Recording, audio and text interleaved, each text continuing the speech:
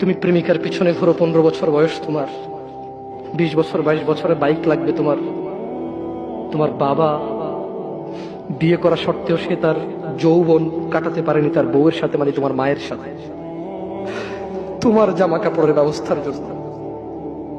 তুমি বুঝো যুবক, তোমার বাবার বয়স এখন 40, সে তোমার মার কাছে আসলে আর অনুভূতি নেই, তার শক্তি কমে গেছে।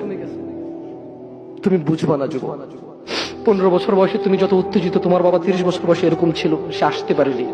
তুমি পড়বা বলে, তোমার স্কুলের ফি লাগবে বলে, that much he loves you.